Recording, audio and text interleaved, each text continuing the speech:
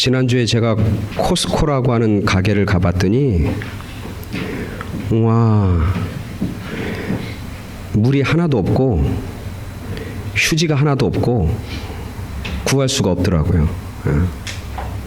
한글학교 준비하는 것 때문에 우리 집사람이 거기 가야 된다고 그래서 이제 물도 사고 휴지도 사고 뭐 이렇게 하랬더니 없어. 그렇게 보니까 카트에 막 휴지를 왜 이렇게 두루 마리씩 이렇게 박스채 사갖고 가는지 저는 이해가 안 됐어요. 나중에 보니까 그러더라고. 코로나 바이러스 때문에 사람들의 심리가 얼마나 위축돼 있고 얼마나 포비아라고 그러죠. 포비아, 공포 가운데 있는지. 그리고 여기저기서 들리는 소식들이 있잖아요. 소위 말하면 자기들이 그냥 검증되지 않은 그런 이야기들이 있잖아요. 소위 말하면 가짜 뉴스라고 하는 것들. 그런 것들이 너무너무 많으니까 그런 것들을 보면 사람들을 이렇게 위축하게 만들고 두려워하게 만드는 그런 걸 자꾸 보면 볼수록 더 위축되고 더 두려워하는 것 같더라고요. 근데 팩트는 그거잖아요. 사실 코로나19라고 하는 바이러스가 가지고 있는 팩트는 뭐냐면 바이러스 종류 중에 하나잖아요. 그죠? 플루 종류 중에 하나란 말이에요. 감기 종류의 하나라고요. 그죠? 그리고 치사율도 그렇게 높지 않다고 그래요. 한국 같은 경우는 치사율이 1%도 안 돼요. 그리고 예전에 올해 유행했던 미국의 플루나 독감에 비하면 치사율도 현격히 떨어지는 것이죠. 그리고 이것이 전염성이 좀 강하긴 하지만 이 전염성은 뭘로 된다고 그래요? 코로나19는 전염이 어떻게 됩니까? 뭘로 됩니까? 비말이라고 하는 말을 난 처음 들었어요. 이번에. 침이죠. 침으로 이게 전염이 되는 거예요. 그러니까 예를 들면 침이 서로 튀기지 않으면, 그죠? 그리고 같이 음식을 침을 튀기면서 같이 먹지 않으면 걸릴 확률이 그렇게 높진 않은 거예요. 그래서 마스크 쓰고 다니면 그렇게 두려워해야 할 대상은 아닌 것 같아요. 그러면서 생각을 하는 거예요. 사람들이 점점 두려워하니까 뭘 잃어버리냐면 마음을 잃어버리는 거예요. 상식적으로 화장지를 사야 할 이유가 하나도 없어요. 제가 볼 땐. 그죠? 왜 삽니까 그게? 코로나 바이러스와 화장지는 무슨 연관관계가 있습니까? 다른 사람 사니까 나도 하나 사는 거예요. 그래야 마음이 편할 것 같고, 그죠? 가짜 뉴스에 무슨 뭐 마스크를 만드는 원료와 화장지를 만드는 원료가 똑같아서 이제 사람들이 마스크 만들다 보면 화장지를 못 만들어낼 거다, 막 이런 가짜 뉴스가 있으니까 그냥 미리미리 사놓는 것 같아요. 우리의 마음이나 우리의 정신이 두려워하면 잃어버리는 거예요. 그리고 그 두려움이 닥쳐오면 그 두려움 때문에 어떻게 해요? 우리가 가지고 있는 정말 인간이 가지고 있는 소중한 인간성과 특별히 우리 신앙인들이 가지고 있는 그런 하나님에 대한 믿음과 하나님에 대한 전적인 신뢰, 우리의 신앙도 없어지는 거예요. 그래서 어떤 현상이 벌어지냐면 두려워하니까 두려움 속에서 나를 지켜야 되니까 다른 사람에 대한 블레임과 손가락질과 그리고 소위 말하면 그런 거죠. 한국에서 옛날 중국이 막 그렇게 우한해하니까 중국 사람들을 혐오하는 그런 일들이 벌어지고, 그리고 그 코로나 바이러스 19에 걸린 사람들을 혐오하는 대상이 되고, 그리고 그런 사람들이 돌아다니는 거에 대해서 굉장히 두려워하고 그렇게 되는 거죠. 근데 이 바이러스는 누구에게나 다 걸릴 수 있는 가능성이 다 있는 거예요. 저도 있고 여러분도 다 안전하지 않아요. 그죠? 누구나 걸릴 수 있는 거라고. 그 사람이 무슨 특별히 잘못했기 때문에 걸리는 것도 아니고 그 사람이 무슨 죄를 졌기 때문에 걸리는 것도 아니란 말이죠. 우리 모두가 다 거기에 노출돼 있고 누구나 다 걸릴 수 있는 거예요. 그리고 그 걸렸으면 그 사람에 대해서 기도해주고 위로해줘야 하는 것들이 우리들이 해야 할 일들이죠. 근데 두렵다 보니까 공포 가운데 있다 보니까 그런 기본적인 우리의 인간성도 파괴해버리고, 그리고 서로가 서로에 대한 신뢰라든지 서로가 서로에 대한 그런 마음도 다 잃어버리는 요즘의 현상을 보게 되는 겁니다. 그러면서 그 병에 걸린 사람들 또 그것 가운데 고통당하는 사람이 얼마나 힘들어할까 이런 생각이 드는 거예요. 그래서 지난 주간에 와서 이제 기도하는데 그분들 생각하면 이렇게 막 마음이 저리는 거예요. 그러다 마음에 어떤 생각이 싹 들어왔냐면 내가 대구를 가야 되는 거 아닌가. 가서 한 달이나 2달 자원봉사를 좀 하면 좋겠다.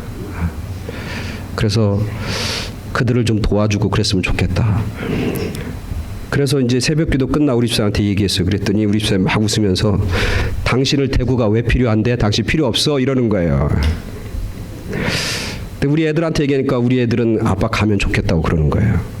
그래서 그런 마음이 있어요. 사실은 대구에서 날 받아주고 여러분들이 나를 단기 선교로 한 달쯤 보내줄 수 있다면 가고 싶어. 가서 도와주고 이럴 때 그 사람들을 위로하고 이럴 때 그들을 위해서 기도해주고 이럴 때 그들에게 복음을 전하고 사랑을 전하면 얼마나 좋을까 그런 생각이 드는 거예요. 사실 여러분 그런 책이 있어요. 기독교의 부흥. 영어는 The Rise of Christianity 그런 책이 있어요. 누가 썼냐면 로드니 스타크턴이라고 하는 사람이 쓴 건데 이 사람은 종교학자예요. 사회학자예요. 사회학자. 크리스찬이 아니란 말이야. 사회학자인데 이 사람이 궁금한 게 뭐냐면 어떻게 기독교가 변방에 있던 아주 자그마한 기독교 단체가 기독교 운동이 로마를 점령할 수 있었고 전 세계의 종교로 부흥하고 발흥할 수 있었을까? 그거에 대해서 사회학자의 견해로 추적을 하기 시작한 거예요. 그게 또 Rise of Christianity, 기독교의 발흥이라고 하는 거예요. 기독교가 어떻게 세계 종교가 되었는가라고 하는 걸 쓰는 거예요. 그 책의 4장에 보면은 제목이 뭐냐면 이렇게 돼 있어요. 전염병, 네트워크, 개종. 이렇게 돼 있어요. 4장의 주제가 그거예요. 전염병, 네트워크, 개종. 그 로든이라고 하는 사회학자가 기독교가 부흥하고 기독교가 로마를 점령할 수 있었던 요인 중에 하나가 뭐냐면 전염병이에요. 165년경이라면 아직도 기독교가 아주 작은 기독교의 변방에 있는 조그만 기독교 종교 단체일 수밖에 없었던 그 시대에 165년경에 로마 제국에 큰 전염병이 퍼지기 시작합니다. 얼마나 큰 전염병이냐면 그 당시 로마 시민의 약 3분의 1에서 4분의 1이 죽어요. 엄청나죠? 지금 뭐 한국에 죽는 사람이 한 50명밖에 안 되고 미국은 한 수명밖에도 안 되는데 우리가 이렇게 벌벌 뜨는데 예를 들면 미국에 이 전염병이 있어서 인구의 3분의 1, 4분의 1이 죽었다고 생각해요. 얼마가 죽는 거예요? 우리가 미국 인구가 2억 아니에요. 2억의 4분의 1은 5천만 명이 죽는 거예요. 얼마나 두렵습니까? 그 당시 그 전염병이 로마의 인구의 4분의 1에서 내지 3분의 1을 다 죽이는 거예요. 그런 전염병이 아주 퍼지기 시작합니다. 그리고 두 번째 전염병이 퍼지는데 그것은 100년 후예요. 165년에 전염병이 한번 퍼지고 100년 후 265년경에 전염병이 한번 퍼지는데 이 전염병도 엄청난 거예요. 그래서 로마 제국에 있는 수많은 사람들이 두 번째 겪는 전염병 때문에 더 공포 속에 있었고 더 두려워했고 그리고 통계에 의하면 역사학자에 의하면 알렉산드리아라고 하는 그 당시 로마 다음으로 큰 도시에 인구의 약 절반이 죽는 그런 전염병이 두 차례 퍼지게 됩니다. 그 전염병 속에서 이교도라는 건 누구냐면 크리스찬이 아닌 사람들이에요. 이교도 세상 사람들은 그것을 대처합니다. 그 전염병을 대처하는 방법이 뭐냐면 그 전염병이니까 두려워서 다 도망갑니다. 로마 사람들이 로마에 있지 않고 다 도망갑니다. 알렉산드리아에 있는 사람이 알렉산드리아에 지가 다 뿔뿔이 흩어지고 도망갑니다. 두 번째는 뭐냐면 그 병에 걸린 사람들, 그 사람들을 다 거리에다 내버립니다. 아직 죽지도 않았는데도 사람들을 갖다 다 버립니다. 그 사람 때문에 자기가 감염될까 봐 두려워서 산채로 사람들을 거리에 버리기 시작합니다. 산속에 버리기 시작합니다. 그리고 죽은 사람들은 그냥 거리에다 다 내버립니다. 그리고 그들은 자기들이 살겠다고 다 뿔뿔이 흩어집니다. 뭐 당연히 이해가 되죠. 그죠? 그렇지 않겠어요? 지금 우리들이 그런 두려움과 공포 속에 있잖아요. 그게 이교도들 세상 사람들이 그 전염병에 대처하는 방법인데 그 역사학자는 굉장히 중요한 것을 발견하는데 그 당시 크리스찬들은 기독교인들은 그 전염병 가운데 어떻게 대처했는가를 연구해냅니다. 기독교인들은 어떻게 하냐면 그 병에 걸린 사람들을 찾아가서 그들을 신앙적으로 위로합니다. 어떻게 위로하겠어요? 부활의 신앙 그리고 천국에 대한 소망을 그들에게 전해줍니다. 죽어가는 사람들을 찾아가서 우리는 여기서 죽지만 다시 살 거라고, 이 땅에서 우리는 죽지만 우리에게는 하나님 나라가 있다고, 그러면서 영생에 대한, 내생에 대한, 천국에 대한 소망을 그들에게 전해줍니다. 죽어가는 사람들을 찾아가서. 그리고 병든 사람들을 찾아가서 그 소망만 얘기할 뿐만 아니라 직접 자기들이 가서 그들을 장사 지냅니다. 죽은 사람을 갖다가 다 땅에 묻고 장사를 지냅니다. 그리고 그들을 찾아가서 돌봅니다. 그들이 병에서 외로워하고 병 걸려서 다 떠났을 때 크리스찬들은 그들을 찾아가서 그들을 위로하고 그들과 함께 있고 그들을 치료하고 그들을 돌보는 일들을 크리스찬들은 감당합니다. 근데 재밌는 통계는 뭐냐면 그 전염병에 의해서 감염돼서 죽는 사람들은, 이교도들은 약 30%가 감염돼서 죽었는데 크리스찬들은 몇 퍼센트가 감염됐냐면 10%가 감염돼서 죽어요. 놀랍죠? 다른 사람들은 다 시체를 버리고 전염병을 피해서 도망갔는데 그 이교도들은 약 30%가 감염돼서 죽어나가는데 기독교인들은 10%밖에, 그들은 그 병든 사람을 찾아가서 위로하고 말씀을 전하고 하나님의 복음을 증거하고 내세 천국에 대한 소망을 이야기하는데도 크리스찬들은 죽은 사람들, 그 전염병에 의해서 죽은 사람, 2차 3차 감염해서 죽은 사람은 10%밖에 안 된다는 통계가 나와요. 여러 가지 이유가 있을 수 있겠죠, 그죠? 왜냐하면 그들이 시체를 잘 처리했습니다. 땅에 잘 묻었어. 그래서 전염병이 더 퍼지지 않도록, 그냥 시체들, 병든 시체들이 쥐나 다른 동물들이 와서 그것을 먹고 그래서 다른 병으로 또 옮기지 않도록 시체를 잘 땅에 묻어주고 장사 지냈다고 하는 그런 세상적인 이유도 있을 겁니다. 그러나 더 중요한 건 뭐냐면 그 크리스찬들이 믿음을 가지고 그 하나님의 일들을 감당했을 때 하나님이 그들을 지키시고 하나님이 그들에게 은혜를 주셨다고 하는 거예요. 우리가 그 부분을 믿음으로, 신앙으로 우리는 인정하고 고백해야 하는 겁니다. 왜? 살아계신 하나님을 우리는 믿으니까. 살아계신 하나님을 우리는 믿으니까. 그 사건이, 전염병의 두 번의 그 사건이 로마에 있는 모든 사람들이 생각하기에 어떤 거냐면, 이 크리스찬들, 기독교인들은 세상 사람들과 다르구나. 세상 사람들은 다 도망갔을 때 이들은 나와 친구가 되어줬구나. 네트워크. 이들은 믿을 만한 존재들이다. 이들은 내가 어려웠을 때 나를 도와주는 사람들이다. 이들이 어려울 때 나를 책임지는 사람들이다. 이들은 내 곁에 친구다. 진짜 친구다. 그것을 사람들이 깨닫게 되는 거예요. 그 전염병을 통해서 기독교는 로마 제국의 아주 중요한 종교로, 사람들이 신뢰할 만한 종교로, 사람들이 자기의 인생을 맡길 수 있는 그런 종교로, 저 기독교인들은 내가 힘들고 어려울 때 내 삶을 책임지는 사람이라고 하는 사실을, 자기들의 친구의 네트워킹을 기독교인들에게 결국 연결시키게 되는 거예요. 그래서 그 전염병의 큰 사건은 기독교가 로마를 점령하는, 그리고 기독교가 세계 종교로 나아가는 아주 큰 계기가 되었다. 그렇게 로드니 스타크는 The Rise of Christianity, 기독교의 발흥이라고 하는 책에서 쓰고 있는 것이죠. 오늘 우리들도 마찬가지예요.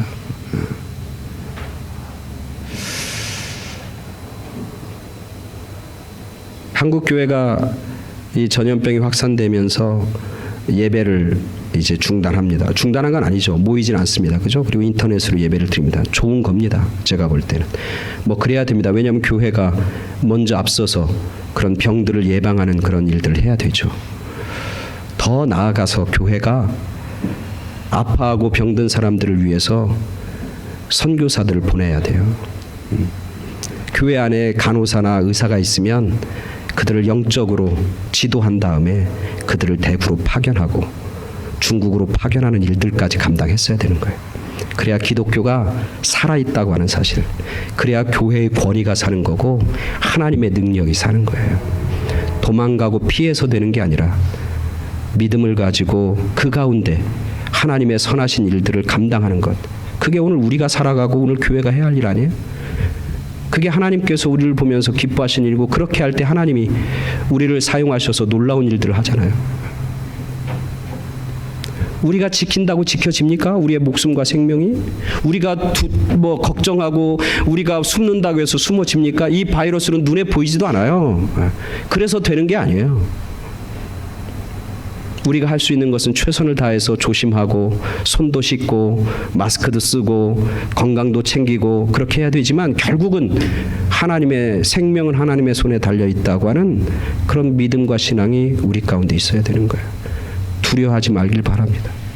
내가 감당할 걸 감당하면서 두려워 말고 걱정하지 말라고 하는 주님의 음성을 듣고 담대하게 우리가 이 어려움을 헤쳐나가야 하는 것입니다. 미국에 어떤 일들이 벌어질지 아무도 모릅니다. 그죠? 우리 교회가 이제 언제까지 여기서 모여야 될지 우리도 모릅니다. 저도 모릅니다. 그러나 분명 그럴 날이 올 수도 있습니다. 그걸 위해서 우리가 신앙적으로 영적으로 준비해야 되고 또 우리가 준비해야 할 것들은 미리미리 준비해야 하는 것이죠. 오늘 말씀 우리가 예수님께서 십자가에서 하신 말씀 중에 한 말씀입니다. 예전에 교회에서 제가 섬기고 있을 때 추도 예배를 인도한 적이 있어요. 추도 예배가 뭐냐면 한국에서 부모님이 돌아가셨는데 그 장례 예배 참석을 못했어요. 그래서 그 자녀들이 저를 초청했습니다. 그래서 한국에서 돌아가신 아버님을 위한 예배를 좀 드렸으면 좋겠습니다. 그랬어요. 그래서 제가 그 집에 이제 찾아갔어요. 그래서 아버지에 대한 얘기를 쭉 하는 거예요. 예배 다 끝났는데 자기 아버지가 원래 믿는 사람이 아니었다는 거예요. 세상 사람이었고 세상적으로 막 노는 거 좋아하고 막 살던 사람이었다는. 근데 나중에 암이 걸려서 마지막에 이제 암이 가서 말기암이 걸려서 이제 병원에 입원했는데 누구를 만났냐면 그 병원에서 목회 일을 하는 병원의 목사님들이 있어요. 그게 누구냐면 원목이에요. 원목. 그 원목 병원에서 사역하는 목사님을 만난 거예요. 그 목사님이 이제 환자들 방마다 이제 신방하고 돌아다니면서 위로하고 그렇게 하는데 그분이 왔을 때 이분이 자기 얘기를 쭉 했다는 거예요. 그리고 그 원 목사님을 통해서 은혜를 받은 거예요. 병원에서. 그래서 그 원 목사님에게 은혜를 받고 그리고 뭘 받아요? 세례를 받게 되는 거예요. 그리고 이제 돌아가셨다고 그렇게 얘기를 쭉 하는 거예요. 그래서 이 재배를 다 마치고 이제 그 얘기를 다 들었습니다. 그 얘기를 다 들었어요. 그리고 이제 저녁을 먹게 되는데 거기 함께 간 우리 교우들이 함께 간 우리 집사님, 권사님, 장로님도 계신데 같이 이제 식사하면서 이런저런 얘기를 하는데 그분들이 하는 얘기를 저는 듣게 되었어요. 그분들이 저녁을 먹어서 한 얘기들 대부분 교인들이 한 얘기들이 뭐냐면 그 돌아가신 분을 굉장히 부러워하더라고. 굉장히 부러워하더라고요. 그 사람 진짜 잘 됐다고. 잘 된 게 뭐가 잘 됐냐면 천국에 갔다는 것도 잘 된 거지만 살아있을 때는 세상에 자기 하고 싶은 거 마음껏 하다가 막판에 죽을 때 이렇게 천국까지 하니까 그 사람은 꼭 먹고 알 먹고 얼마나 좋냐고 나도 그래야 되는데 막 이러면서 마치 자기가 젊었을 때 예수 믿는 것을 굉장히 억울해하는 그런 심정인 거예요. 야, 그 사람 얼마나 좋냐고 젊었을 때 지 마음대로 살다가 죽을 때 예수 딱 믿고 천국 가고 야, 이 땅에서도 그 사람은 실컷 재밌게 살고 이제 천국도 봤으니 막 이러면서 그렇게 좋아하고 부러워하면서 얘기하는 거예요. 이렇게 웃는 사람들은 다 부러워하는 사람들이에요. 내가 보니까 우리 여러분들도. 사실 그렇잖아요. 그죠? 억울하잖아요. 어차피 천국 가는데. 괜히 젊었을 때 저는 모태에서부터 날 때부터 크리스찬 집안에 있어서 친구들이 그렇게 하자고 하는 거 못한 것들이 얼마나 많이 있는지 몰라. 젊었을 때. 억울하잖아요. 재밌는 거 실컷 하고 자기 욕심대로 막 살다가 천국도 가고. 일찍 예수 믿은 사람들, 일찍 예수 믿고 저처럼 모태부터 날 때부터 크리스찬 가정에서 성장한 사람들은 늘 그냥 조심하게 살아야 되고 절제하며 살아야 되고, 그죠? 그리고 교회에 봉사해야 되고 수고해야 되고, 그리고 교회에 드리는 헌금도 얼마나 많이 드리는지 몰라요. 평생 그렇게 살잖아요. 근데 그 돌아가신 아버님 보면 평생 자기 마음대로 살다가 자기 욕심대로 살다가 자기 욕망대로 살다가 마지막에 구원받는 것 언페어 하잖아요. 공정하지 못하잖아요. 그런 삶의 모습이 오늘 성경에 나와 안 나와요? 나와요. 오늘 성경에 나오잖아요. 오늘 성경에 보니까 예수님의 십자가가 가운데 있고 아마 양쪽에 강도 사람들이 같이 있는가 봐요. 그죠? 강도들이라고 그래요. 강도들. 왼편 오른편에 있겠죠. 그 한 사람이 얘기하는 겁니다. 예수님을 향해서 비방하고 손가락질합니다. 내가 그리스도가 아니냐? 너가 구원자가 아니냐? 너가 구원자라면 너와 우리를 여기서 구원해라. 그러면서 막 비방하고 손가락질합니다. 그런데 하나 있는, 아마 제가 보기엔 예수님의 십자가 가운데 있고 이렇게 비방하는 사람은 왼편에 있겠어, 오른편에 있겠어? 왼편에 있겠죠, 그죠? 성경상으로 보면 그래. 뭐 성경에 나오진 않아, 왼편으로. 그렇잖아. 성경에 보면 왼편에 있는 사람은 뭐야? 심판받는 사람이잖아. 그리고 오른편에 있는 사람은 구원받는 사람이잖아. 그러니까 이 사람은 왼편에 있었던 것 같아. 그리고 오른편에 있는 다른 행악자가 그 사람의 이야기를 막는 거예요. 오늘 말씀을 준비하면서 재미있는 게 이렇게 막 생각이 되는 거예요. 왜 이 골고다 언덕에 십자가가 세 개가 놓여졌을까? 여러분, 예수님의 십자가 이렇게 보면 여기는 하나 있지만 보통 이렇게 골고다 언덕에 십자가 몇 개 있어요? 세 개 이렇게 있죠. 근데 세 개가 있을 이유가 있어, 없어요? 없어. 예수님의 십자가 하나만 있으면 되잖아요. 예수님의 십자가가 중요한 거지. 강도들이 달린 십자가가 뭘 중요하냐고. 그죠? 근데 꼭 이렇게 골고다 언덕에 보면 십자가가 세 개 딱 씌워져. 가운데 건 좀 크게 하고 왼쪽에 하나 오른쪽에 하나 이렇게 있다고. 그것도 뭔가 의미가 있는 것 같더라고요, 보니까. 왼편에 있는 십자가는 뭐냐면 여전히 죄악 가운데 회개하지 않고 끝까지 예수님을 비방하고 손가락질하면서 돌아간 한 사람의 십자가 거기 있는 거예요. 그죠? 다른 쪽에 있는 한 사람의 십자가, 예수님을 중앙에 놓고 왼쪽에서 오른쪽으로 변화된 오른쪽에 있는 십자가는 뭐냐면 오늘 그 사람이에요. 오늘 그 사람 되게 운도 좋고 되게 행복한 사람, 대제 정말 부러움을 한 몸에 받는 그 사람, 그 사람이 얘기하는 거예요. 뭐라고 하냐면 그 행악자를 꾸짖으면서, 야, 너는 동일한 정죄를 받았고 우리는 똑같은 그 죄 지은 것에 대한 정당한 그 보응을 받는 거 아니냐? 너 하나님을 왜 두려워하지 않느냐? 이 얘기 속에서 나는 하나님을 두려워한다. 그러면서 얘기하는 거예요. 우리가 행한 것은 우리가 행한 악 때문에 어차피 받는 보응이지만 여기 있는 이 예수님은 행한 것 중에서 옳지 않은 것이 하나도 없어. 다 옳은 것만 행했어. 이 사람이 여기 달릴 이유가 없어. 이 사람이 행한 것 중에 악한 건 하나도 없어. 다 선한 것이고 다 옳은 것이고 다 정의야. 그렇게 얘기하는 거죠. 그러면서 이렇게 얘기합니다. 예수님, 당신의 나라가 임하실 때 나를 기억하소서. 잘 생각해봐요. 이렇게까지는 여러분이나 저는 할 수 있어, 없어? 할 수 있을 것 같아요, 없을 것 같아요? 여러분, 왼쪽에 있는 행악자 같아요, 오른쪽에 있는 행악자 같아요? 마지막 죽을 때가 되면 사람이 어떻게 돼? 진실해져요. 마지막 죽을 때가 되면 진정성을 갖게 돼요, 삶에 대해서. 그리고 자기의 삶을 되돌아볼 줄 안다. 그게 인간적인 모습이에요. 그리고 되돌아보면서 자기의 잘못들을 인정하게 된다고요. 그리고 마지막 죽을 때가 되면 어떻게, 영적인 것, 이 죽음 이후에 대해서 생각하게 돼, 안 해요? 하게 되는 거예요. 그래서 이 본문을 해석하는 많은 분들은 이 강도 만난 사람이 참 대단한 사람이다, 그렇게 얘기하는 경우가 있어요. 그죠? 근데 뭐 옆에 있는 사람보다는 낫긴 해. 그렇지만 그렇게 대단해 보이잖아, 제 눈에는.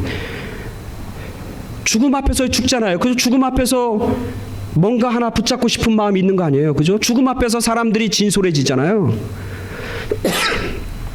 악을 행하다가도 죽음 앞에서는 자기의 삶을 되돌아보고 진정성, 그래서 마지막 죽는 때 유언이라도 좋은 이야기 나누고 죽는 거잖아요. 그죠? 이 강도가 뭐 대단한 게 뭐가 있습니까? 제가 볼 때는 그렇게 대단하지 않아. 다른 목사님들이 이걸 해석할 때 이 강도가 그래도 마지막에 예수님을 인정했고, 마지막에 그래도 하나님 나라를 바라봤고, 마지막에 그래도 자기의 잘못을 뉘우쳤고, 이렇게 얘기하는데 그럴 수 있죠. 여기서 진짜 이해가 안 되는 건 누구냐면, 그렇게 얘기했을 때 예수님, 당신의 나라가 임할 때 나를 기억하소서라고 했을 때 정말 이해가 안 되는 건 뭐냐면 예수님의 답변이잖아요. 마지막 절이잖아요. 마지막 40절 우리 다 같이 한번 읽어봐요. 그렇게 예수님 나를 기억하소서, 마지막 죽어가면서 뭔가 하나 지푸라기도 잡고 싶은 심정으로 그렇게 얘기했을 때 그 강도에게 했던 주님의 말씀이에요. 다 같이 한번 읽어요. 시작. 예수께서 이르시되 내가 진실로 내게 이르노니 오늘 내가 나와 함께 낙원에 있으리라 하시니라.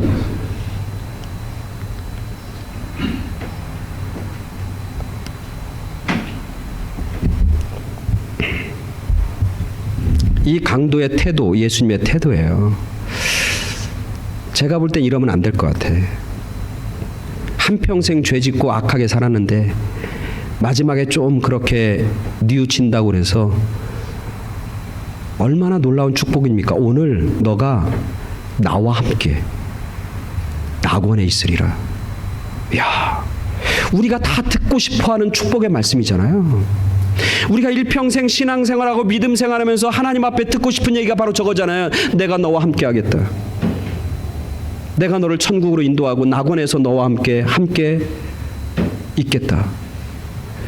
이 이야기를 그 죽음 앞에서 간 강도, 평생 강도짓하고 평생 나쁜 짓 하면서 마지막에 예수님 앞에 아뢰었던 그 사람, 그 얘기를 들으면서 오늘 내가 나와 함께 낙원에 있을 거야, 그렇게 얘기하면 안 되잖아요. 너 인마 살아간 게 어떤데? 네가 네 삶을 되돌아봐. 네가 산 결과를 봐. 네가 행한 악한 일들 봐. 너가 행했던 죄들을 봐. 너가 감히 어떻게 낙원을 꿈꾸고 어떻게 나에게 그런 얘기를 할 수 있어? 그렇게 얘기해야 되잖아요.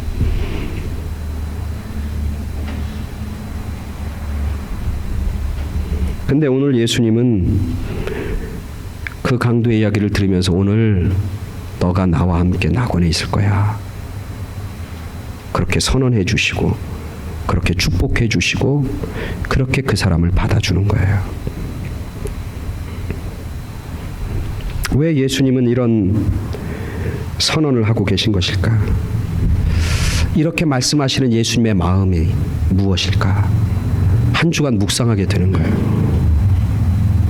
그러면서 다가오는 마음이 뭐냐면 예수님이 죽어가는 한 영혼, 악한 한 영혼도 하나님이 불쌍히 여기시는, 주님이 긍휼히 여기시는, 마지막 죽어가는 그 영혼, 정말 이때까지 살면서 하나 잘한 것 하나도 없이 악하고 죄만 지었던, 어리석게 살았던 그 이제 죽어가는 그 강도에게도 자비의 마음과 사랑과 긍휼의 마음으로 그를 대하시고 그를 받아주시는 그런 주님의 마음을 깨닫게 되는 거예요.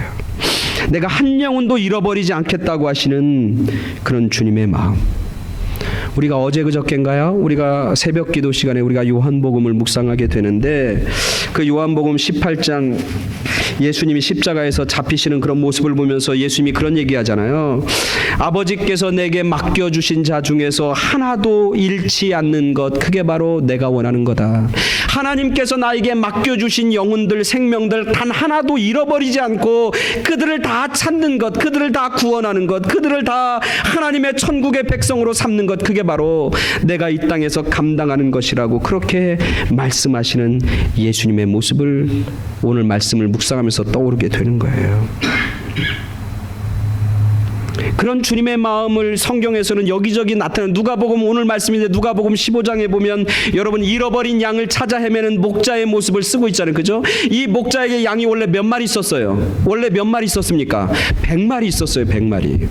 이 100마리를 다 우리에 넣는데 나중에 한 사람 한 양 다 넣는데 몇 마리예요? 한 마리가 모질라는 거예요. 99마리가 다 우리에 있는 거예요. 한 마리가 잃어버렸어. 근데 그 목자는 어떻게 해? 그 99마리를 그대로 놔두고 잃어버린 한 양을 위해서 여기저기 골짜기를 헤매고 산길을 헤매는 그런 목자의 모습을 나오잖아요. 선한 목자, 참 목자는 그 잃어버린 양을 위해서 뭘 걸어? 생명을 건다고 그러면서 그 잃어버린 양 하나, 그 잃어버린 양이 그냥 잃어버려졌겠냐? 얼마나 말 안 들었으면 잊어버렸겠냐고.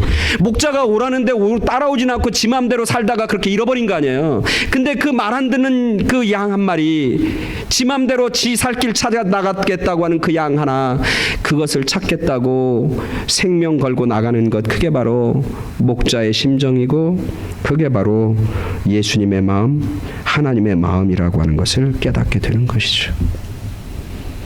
오늘 이 십자가에 있는 주님의 말씀을 통해서 주님의 마음을 깨닫게 되는 거고 오늘 우리들에게 해주시는 주님의 음성을 우리는 듣게 되는 겁니다.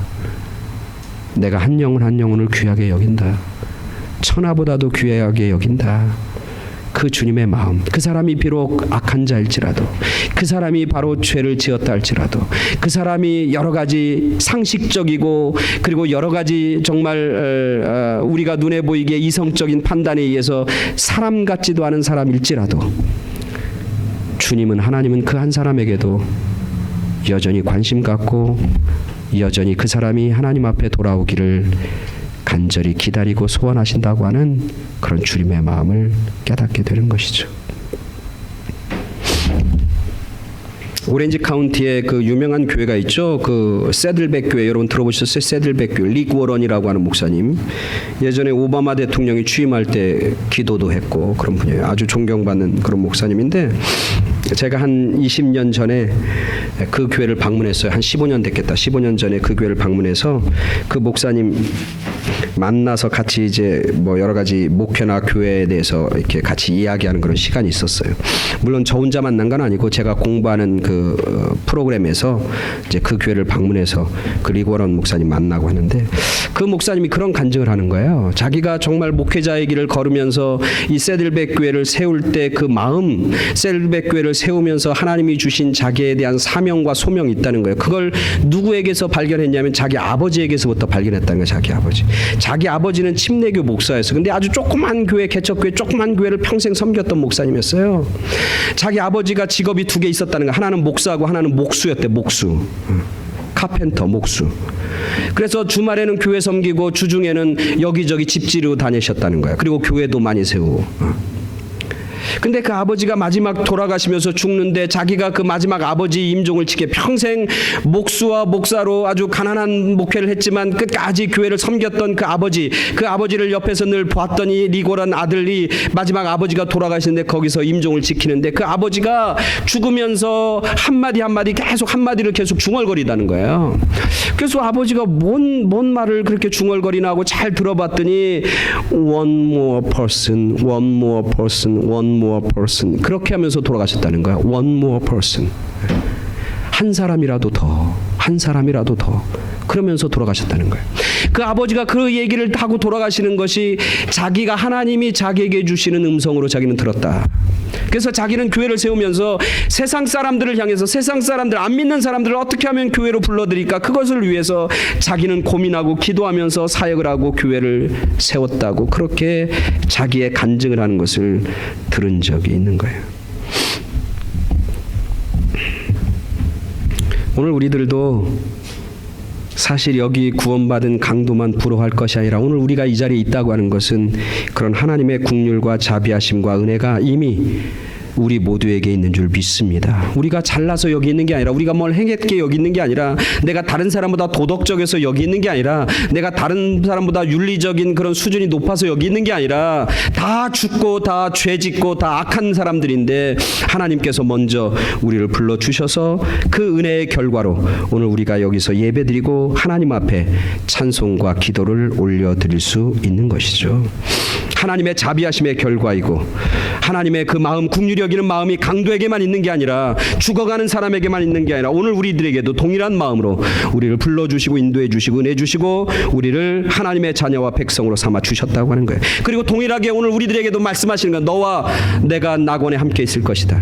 내가 너와 평생 같이 할 것이다. 세상 끝날까지 내가 너와 함께 하겠다. 그렇게 주님은 약속하시고 말씀하고 있는 것이죠.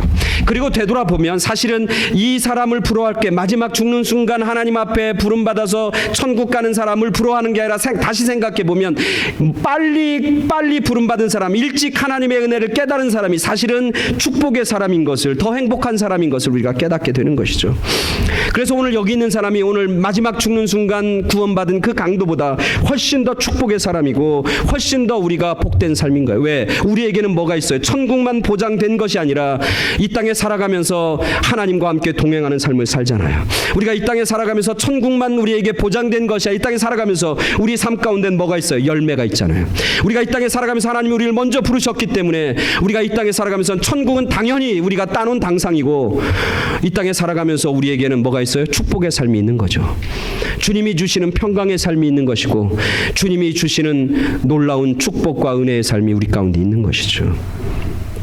하나님이 우리를 더 귀하게 여기셔서 먼저 부르신 거예요. 우리에게 할 일이 있기 때문에 우리를 더 귀하고 복된 존재로 하나님께서 사용하시고 하나님께서 세워주시기 위해서 먼저 부르신 거죠. 그래서 우리는 부끄러운 구원을 받는 사람이 아니에요. 구원도 여러 가지, 이 사람은 구원은 겨우 받았어. 그렇지만 상급은 없을 거예요. 구원받는 거에 족한 거죠. 그러나 우리는 뭐야? 구원은 받았을 뿐만 아니라 우리에겐 뭐가 있어요? 상급이 있는 거예요. 구원은 받았을 뿐만 아니라 우리에겐 뭐가 있어요? 면류관이 있는 거예요. 구원 받았을 뿐만 아니라 우리에겐 뭐가 있어요? 하나님의 칭찬이 있는 거예요. 그러니까 우리는 얼마나 더 귀하고 복되고 얼마나 더 아름다운 존재인지 모르는 거예요. 여러분, 아이들이 학교를 졸업합니다. 졸업하는 애들이 다 똑같이 졸업하는 게 아니에요. 겨우 졸업하는 애들도 있고 상 받으면서 졸업하는 애들도 있어요. 졸업은 똑같이 하지만 틀려요. 졸업 이후의 삶이 달라요. 그죠? 겨우 천국 간 사람도 있지만 천국을 상급받고 면류관 받으면서 주님께 칭찬받으면서 가는 사람도 있다는 것이죠. 그래서 우리는 이 강도를 부러워할 필요가 없는 거예요. 우리에게는 더 귀하고 복된 축복의 삶이 우리 가운데 있기 때문이시죠. 그리고 그 주님의 마음을 품고 주님의 사랑을 가지고 다른 사람을 구원하고 다른 사람을 살리는 귀한 일들, 그 일들을 감당할 때 하나님께서는 우리를 통해서 더 위대하고 놀라운 역사를 사용할 뿐만 아니라 우리가 천국에 들어갈 때 하나님께서 천국만 우리에게 허락해 주시는 것이 아니라 우리에게 귀한 면류관과 상급과 칭찬과 위로도 우리 가운데 허락해 주실 줄 믿습니다. 그 믿음 가지고 그 주님의 마음을 품고 우리가 살아가는 하나님의 귀하고 거룩하고 복된 자녀들이 다 되는 그런 우리 모두가 되길 간절히 축원합니다. 아멘. 다 기도하겠습니다.